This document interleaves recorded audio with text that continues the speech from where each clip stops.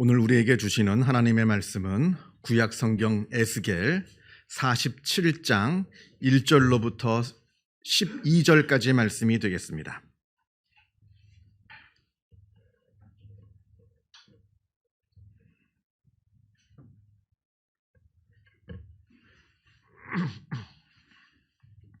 구약 성경 1227면에 있습니다.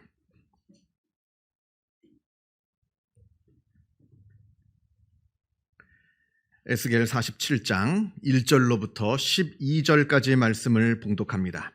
이 계시의 말씀을 봉독할 때에 살아계신 하나님의 음성을 다 함께 들으실 수 있기를 바랍니다. 그가 나를 데리고 성전 문에 이르시니 성전의 앞면에 동쪽을 향하였는데 그 문지방 밑에서 물이 나와 동쪽으로 흐르다가 성전 오른쪽 제단 남쪽으로 흘러내리더라. 그가 또 나를 데리고 북문으로 나가서 바깥길로 꺾여 동쪽을 향한 바깥문에 이르시기로 본즉 물이 그 오른쪽에서 스며 나오더라.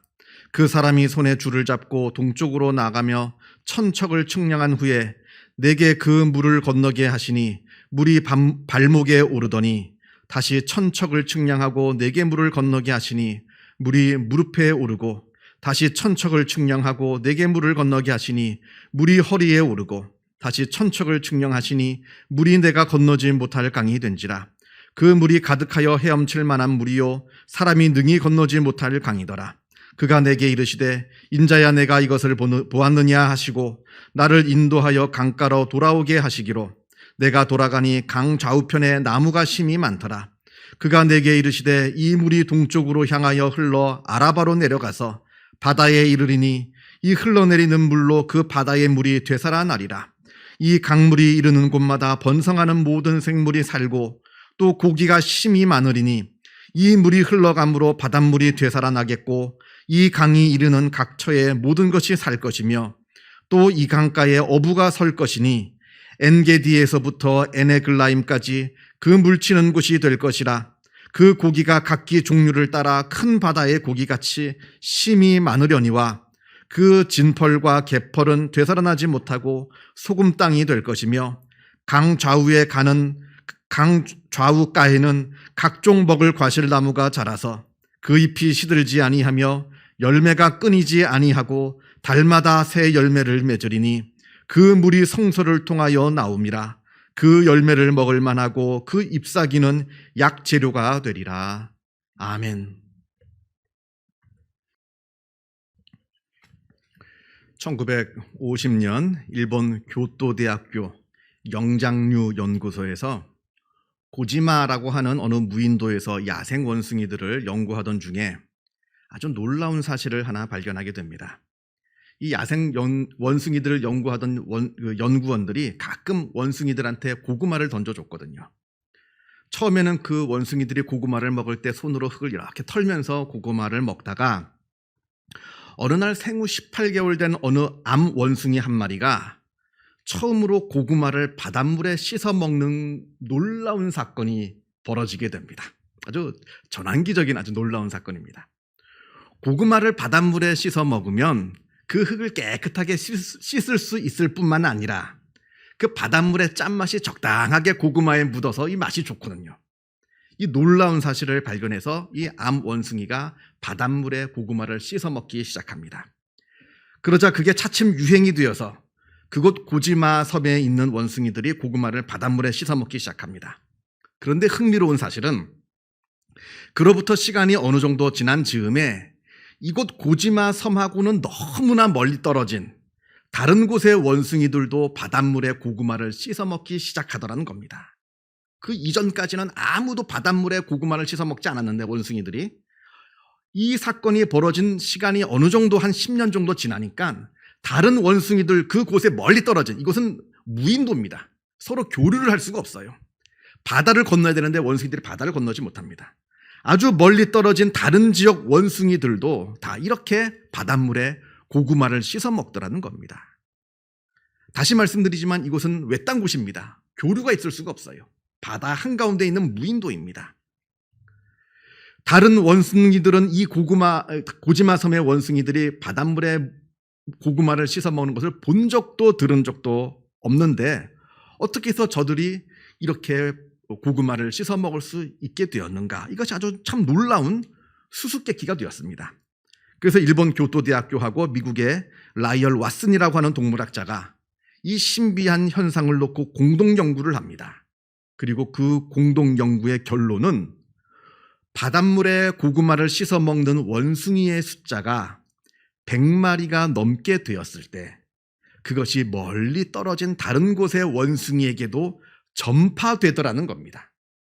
아무리 멀리 있어도, 아무리 바다가 그것을 가로막고 있어도, 어떤 방법에서인지는 몰라도 그 임계점에 도달했을 때 그것이 시간과 공간을 초월하여 다른 곳에 전파되더라는 겁니다.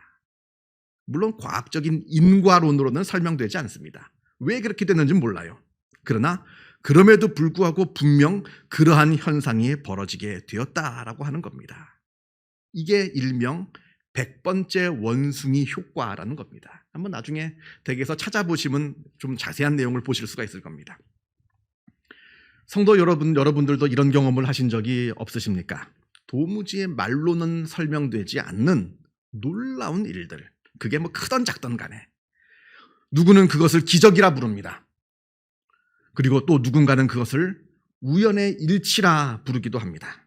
그러나 그것이 무엇이 되었던 간에 분명한 것은 우리가 말로 설명할 수 없는, 과학으로 풀어낼 수 없는 그런 놀라운 사건들이 우리 주변에 계속해서 이루어지고 있다는 겁니다. 그것이 크던 작던 간에 그것을 우리가 경험하면서 살아간다는 겁니다. 오늘 본문을 보겠습니다. 오늘 본문에 나오는 에스겔은 주전 597년 바벨론 군대가 이스라엘을 1차 침공했을 때 그때 포로가 되어서 바벨론으로 끌려온 제사장입니다. 그리고 그로부터 10년 후 주전 587년에 바벨론이 이스라엘을 재차 침공하여서 이스라엘을 완전히 함락시키게 되는데 그때 이 에스겔 제사장은 이스라엘과는 멀리 떨어진 이곳 바벨론에 있으면서 그 이스라엘이 멸망해가고 그 예루살렘 성이 무너져가는 그 모든 과정들을 환상으로 다 생생하게 다 지켜봅니다. 그러면서 그것을 기록한 성경이 바로 에스겔서입니다. 그렇게 예루살렘 성이 함락되어서 완전히 파괴된 다음에 하나님께서 에스겔에게 다시 나타나셔서 환상을 보여주십니다. 그 중에 하나가 우리가 너무나 잘 아는 에스겔 37장에 나오는 마른 뼈 환상 이야기입니다. 하나님께서 시체를 보여주는데 너무나 시체가 죽은 지 오래되어가지고 피부고 근육이고 다 없어지고 썩어 없어지고 그냥 백골만 남은 그 시체들을 보여주시면서 이 시체들이 다시 살아날 수 있겠느냐 하나님께서 물으십니다. 다시 말하면 완전히 이렇게 멸망당한 이스라엘이 다시 회복될 수 있겠느냐 이걸 물으시는 겁니다. 불가능하죠. 그게 어떻게 가능하겠습니까? 상식적으로는 말이 안 되는 이야기입니다.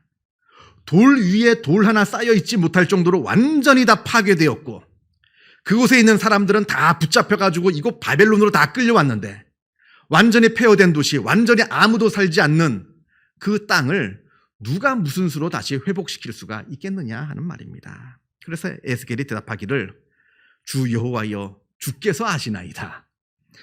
이렇게 대답합니다. 하나님께서 물으시니까 아이고 하나님 그게 말이 되는 일입니까? 이렇게 감히 말할 수는 없으니까 그냥 하나님께 예의상 하나님 당신께서 아십니다. 그 뜻은 안 된다는 얘기죠. 안 된다는 얘기입니다. 이건 말도 안 된다는 이야기입니다.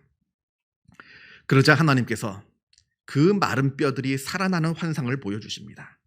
아무것도 없는 그 백골 위에 근육이 덮이고 피부가 덮이고 생기가 들어와서 그 말라버린 그 뼈가 사람이 되어 살아있는 사람이 되어 움직이는 큰 군대를 만들어 놓는 그 환상을 보여주십니다.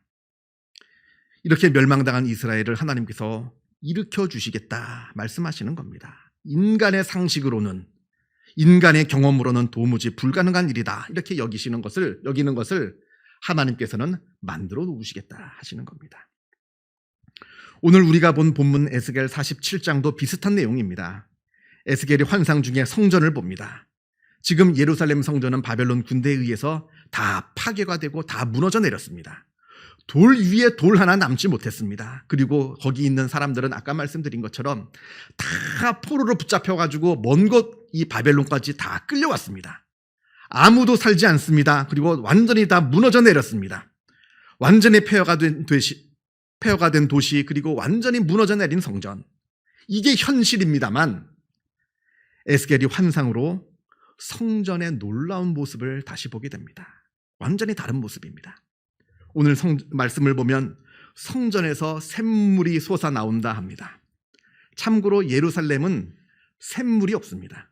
성전은 뭐 말도 못하고 예루살렘 성 자체에 샘이 없습니다. 그래서 물을 성 밖에 있는 샘에서 끌어와야 됩니다. 이게 예루살렘의 현실입니다. 무너지기 전부터도. 그런데 예루살렘 성전에서 샘물이 솟아난다 합니다. 우리가 알고 있듯이 물은 생명의 상징입니다.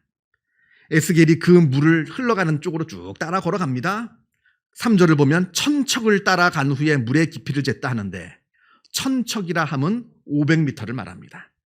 물길을 따라 쭉 500m를 따라가지고 그 물의 깊이를 쟀더니 그 물이 발목쯤 오더랍니다.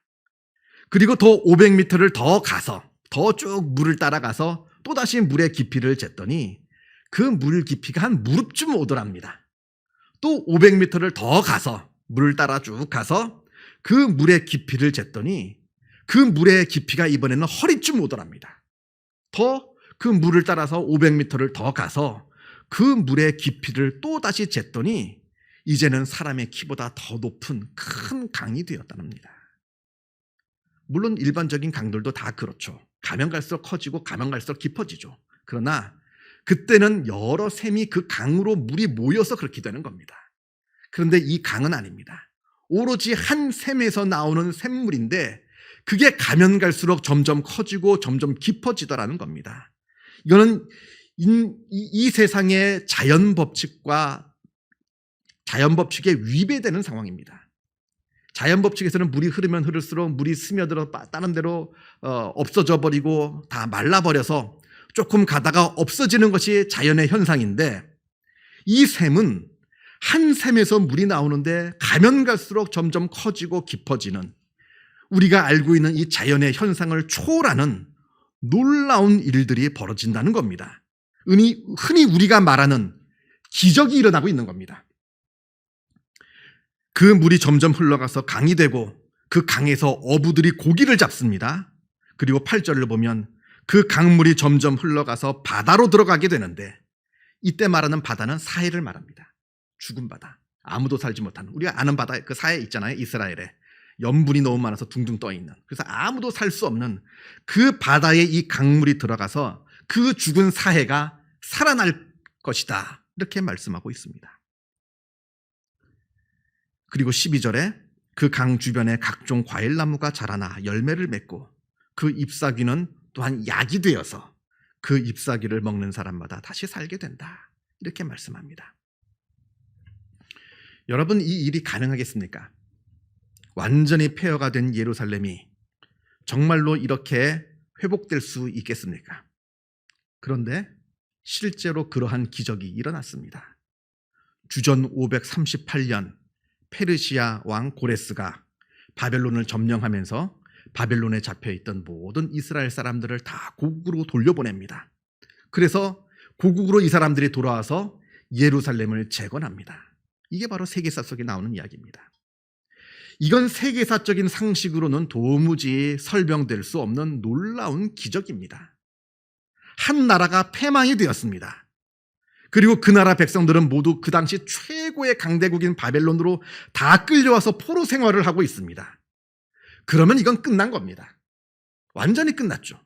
다시 돌아올 수 없는 강을 건넌 겁니다. 이게 현실이고 이게 상식 아니겠습니까? 그리고 이것이 우리가 알고 있는 일반 역사의 법칙 아니겠습니까?